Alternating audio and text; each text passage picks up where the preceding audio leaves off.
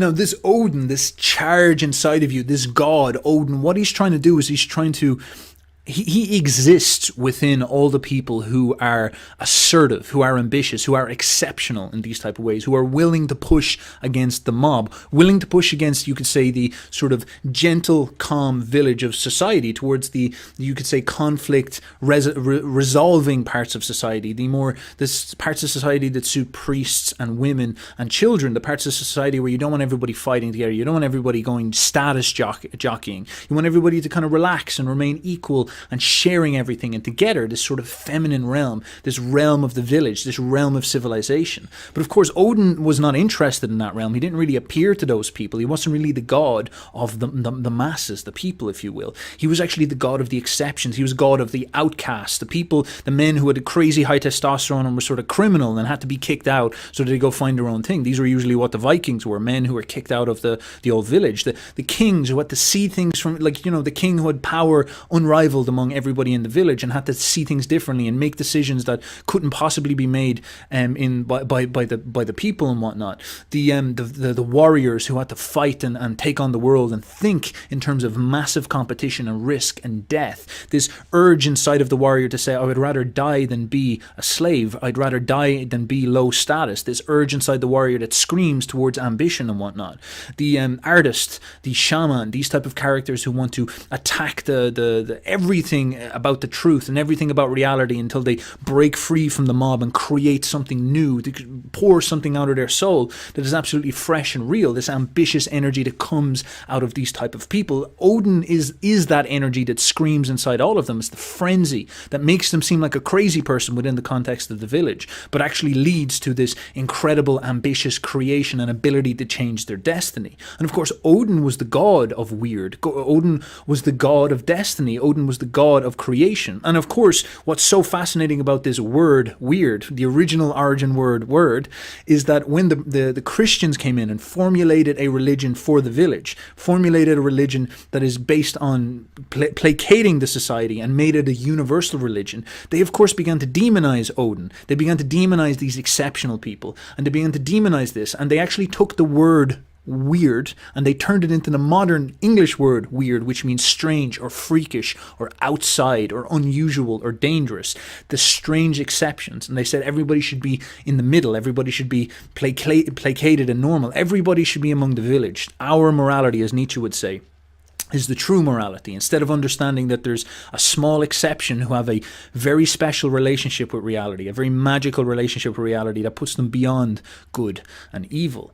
And of course, this energy is the key thing to connect with. It is the most ambitious and assertive and creative and fertile energy. It's the source of all new things in the world. This energy that screamed in Napoleon, that lifted him up towards creating whatever he was trying to create. The same energy that made Nietzsche go absolutely nuts and do his own thing. The same energy in Jung that made him go shamanically out into the past and manifest his own whole new vision of psychology. This energy is very, very special. And it's something that will be crushed by society, and society will not like it. Society will try to put that tension down, because all new things need to be created in conflict and violence. Creation is violence. Creation is clashing against the old and manifesting the new. Creation is the warrior creates himself by clashing against the old kings and orders, and in order to create his new vision and his new reality and whatnot. And you connect with that in your heart, in your personality, in your psychology, in your nervous system. You connect with that. You connect with that in your spirit. And if you connect with that deeply, Odin, this is what it is. Odin frenzy. You connect with that.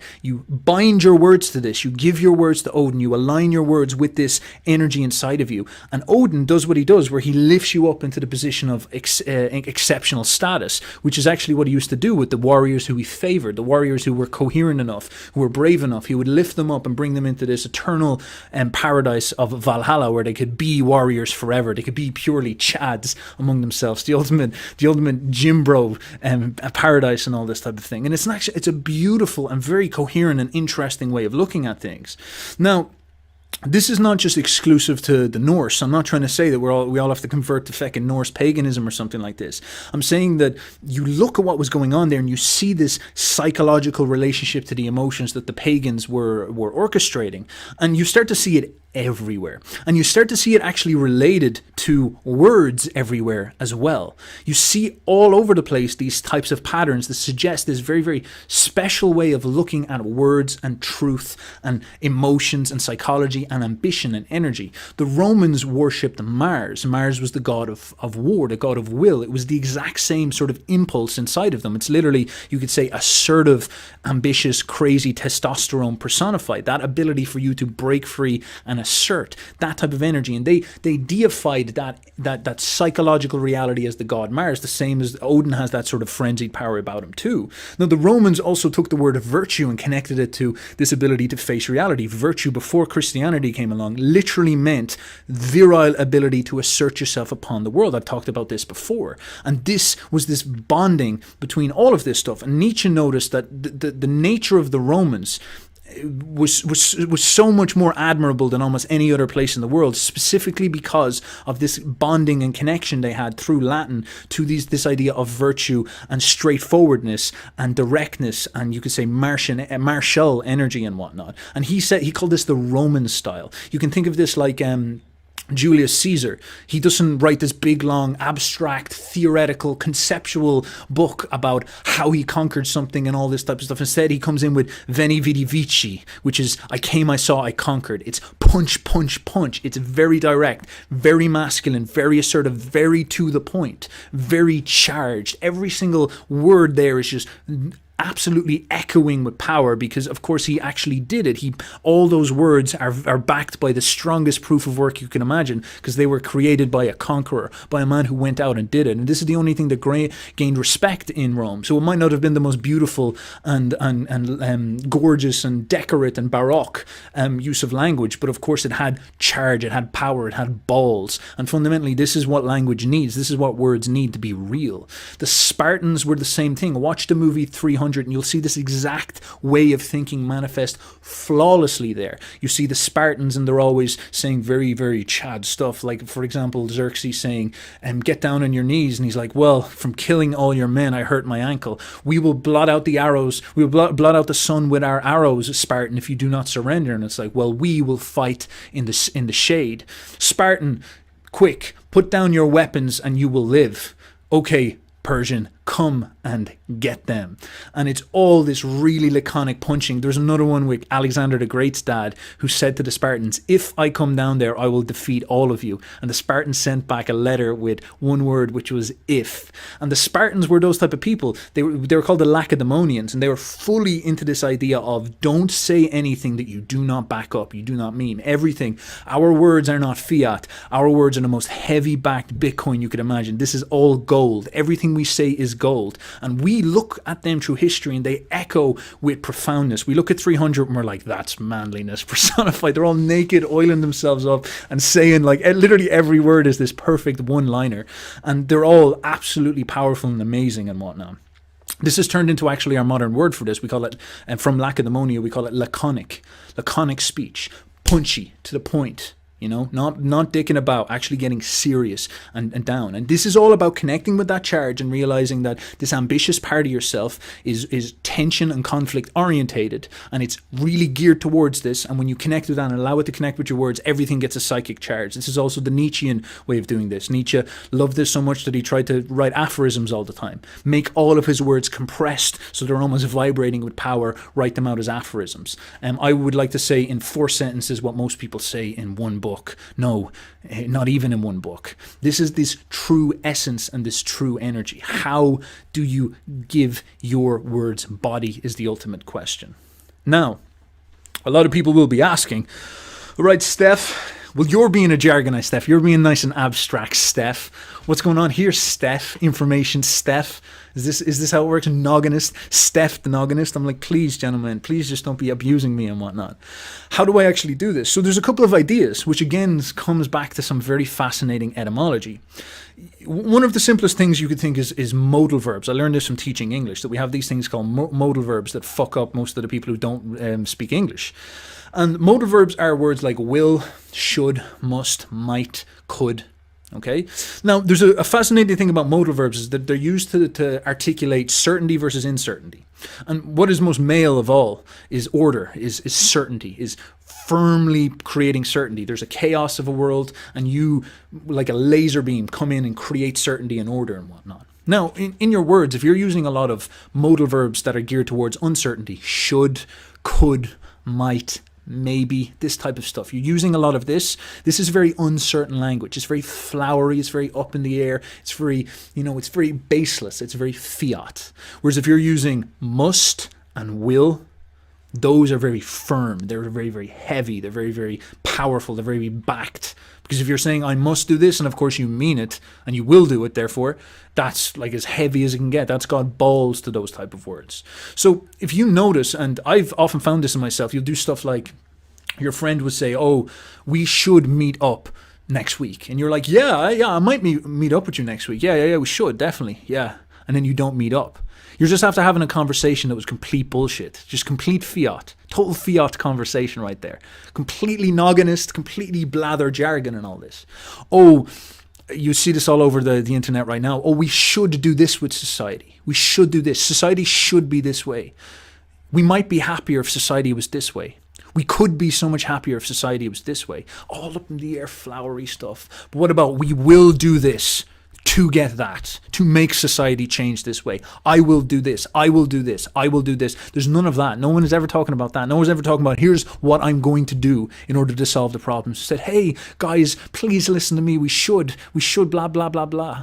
It's all up in the air. It's all weak, uncertain language. If you wanted to change on you want to take some practical tip out of what I'm talking about here, you could actually start changing your modal verbs. You could become a hater of shoulds, a hater of mights, a hater of maybes. You could become a hater of that type of stuff and actually say, I'm only going to use will. I will or I will not. That's all what it comes down to. It comes down to will. Now, of course, think about this word will. I will. Isn't that where we get that idea of willpower, of volition, will to power, that energy? And what am I just talking about? Odin. Odin is that burst of energy in order to make something happen. And of course, this actually ties back to this old idea of Nietzsche's idea of will to power, that fire inside of you to be exceptional. That is, the frenzy of Odin, the Dionysian frenzy of Odin.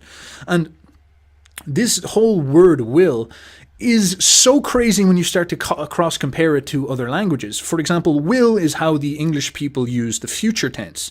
This is how they talk about the future. Now, Romance language, Latin languages, they don't actually have will in this type of way. This is a Germanic thing almost exclusively, it seems. They all have what we call a future tense. We don't, like the English don't have a future tense. They use the word will. They use a modal verb instead of a future tense. Because the idea of the future is connected to the idea of willpower. Okay? Now, this is where this magical thing sort of comes in. So you say with your words, I will do this. Which is literally saying to yourself, I'm going to make a future happen. I will make a future happen. I'm going to push myself upon reality and make a future happen. And this fundamentally ties the idea of the future to your will, to the will of the world. Someone is going to will a future into place. Someone's going to will a future into place. And this fundamentally puts you as the active role. This is actually quite a lot of pressure because it sort of says to you that either you will make the future happen or you will not make the future happen. But there is no try. There is no in between.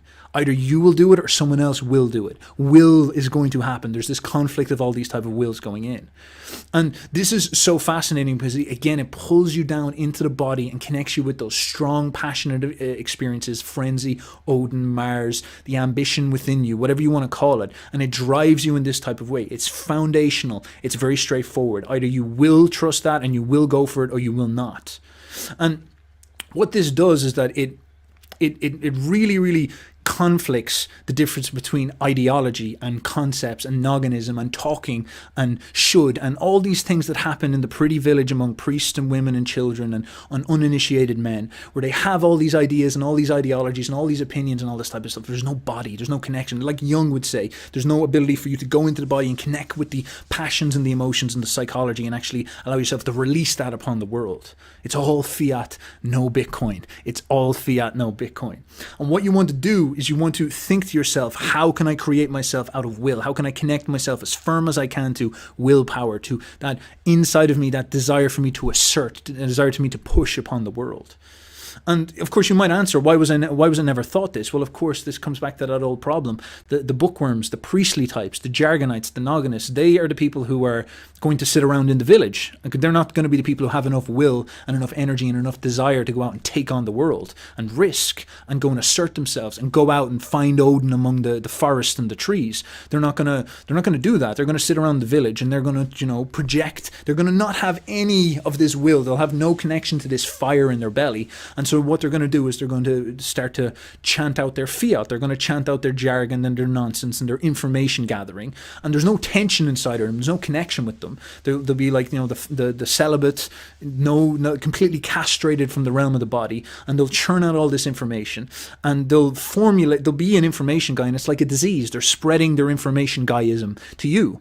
And these people become your teachers. These people become your educators. These people become the people who raise you. And these people actually demonize. They demonize people with will. They fundamentally take the people who have energy and have will and they turn them into the problem. They like you would, like an information guy and a jargonite would when they aren't courageous enough to confront their willpower, and they push it down and they deny it and they say, I don't want that, it's too scary, it's too difficult. When they're in those social situations, that tension and truth and ambition rises up, they push it down. They're like, no, I don't want that, it's too much tension.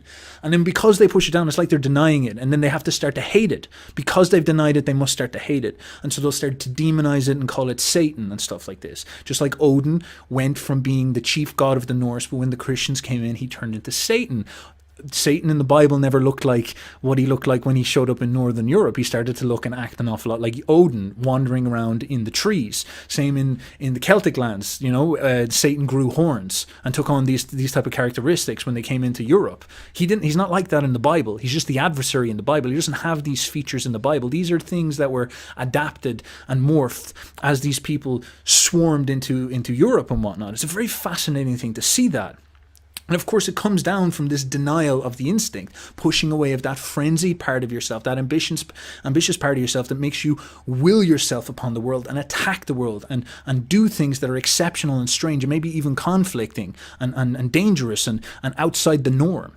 And of course, these information guys, because they bully all these people outside the norm, they demonize, you could say, the true ambitious excellence within man. They completely hold it in, and they destroy your ability to actually know this stuff. You can't be grabbed by a man and then pulled out and initiated, because all the men have been scared out of the village, and so you're just there by yourself. And so what you end up doing is you listen to the priest, and you allow the priestly type to fill your head with jargon and nonsense and information, and you become an information guy. And it all sounds good, and it's all these beautiful ideas about everybody share everything and be all nice to each other. But then you go out and you actually start to speak to girls and other men. And of course, the problem is that no matter what our nogginists' ideas happen, we still always have the bodies, the nervous system and the body, and therefore nature is always there. It's always there right alongside of us. And no matter what you say, the nervous system's not going to change its decisions. Life has already decided what it sees as strong and admirable, and it sees the ambitious man with will and weird and consistency between his words and his energy as the most beautiful, the most powerful, and the most respectable. And so even though you become an information guy and you're told that it's a beautiful thing, when you go out and you go try to talk to the girls, you're the jargonite going to try to talk to girls, they don't respect you. The men don't respect you. It just doesn't work because it's wrong, because it's an entire massive delusion, a massive delusion of humble, selfish people, people actually who were cowards, emotional cowards, people who couldn't confront their fear, couldn't confront the emotions inside of them, couldn't do the one thing which is master their spirit and their spirituality, like they always say. So they abstracted it, they turned it into fiat, and then they shoved all that fiat into your pockets, and you go out into the world and you find out that it's valueless, it's worth nothing. You want to pay for stuff, you want to buy stuff, but no one respects your fiat because they're all moved on to the Bitcoin standard. They're all gold-backed currencies from now on. These are all the people in reality, connected with nature, and your whole delusion gets popped, and you get very angry and sad, and so you become a priestly type, but this time you have an animus underneath you that makes you even more aggressive. You might start to hate the beautiful, hate the true, hate the people with will, and hate the ambitious. And so the kings of old, the very, very old kings, and this is another Nietzschean idea, actually saw this quite a lot. They saw that the people who deny their willpower and deny these emotions inside of themselves, they do something quite interesting, because the kings saw that these emotions inside of themselves, this Mars, this Odin, these forces inside of themselves, demanded excellence, demanded bravery, actually at the expense of life. The old idea that it's worth dying instead of living a slave. It's literally worth dying instead of living a comfortable slave. That was just the thesis of how these emotions speak. When Mars boils up inside of you, you either let it lead you fully towards the risk of ambition, full risk, I'm going to die or make it, get rich or die trying, that type of idea. And you let that out and into your body and into your spirit and into your reality, and your destiny gets swapped up with it, and then you get respected if you achieve it. You even get respected if you don't achieve it, but you go for it with enough balls. But of course, if you deny that, if you lie to yourself, you say that's not true, and you push it all the way down into your body, and you say, I can take slavery, I don't need what my urges want, I don't need what my ambitions want. Actually, I'm going to demonize my urges as evil, as temptations from Satan. This is what I'm going to demonize them as. What will happen is you're a liar, you're fundamentally untruthful for yourself. You're the most profound liar of all, the hater of life living inside your body. And the kings of old saw this in all of the people that they would subject. They saw it in the priests as well. They saw that these people are deniers, these are fakers, these are liars. Ambition never accepts slavery. It dies instead of taking slavery. So if you find yourself in the status of enslavement, if you find yourself enslaved, you're a liar, you're a fake, you're a fraud, you're fiat currency, you are not Bitcoin. That is what's happening there. And the kings of old saw this, and they found it fascinating. And so the kings of old would refer to themselves as the truthful, the real, the existence, the virtuous, the real people, the good, as Nietzsche would notice. And they would often speak of the poor or the people beneath them, not necessarily as like, oh, I hate you or you're evil, like we see with priests and whatnot. They didn't really do that. They sort of looked down on them as self-deceptive, liars, dishonest, untransparent, not really spiritual in some sense. They don't pay attention to their bodies. They ignore the reality. They're in denial of the truth. And this is the sort of vision about this. And Nietzsche called this way of thinking master morality.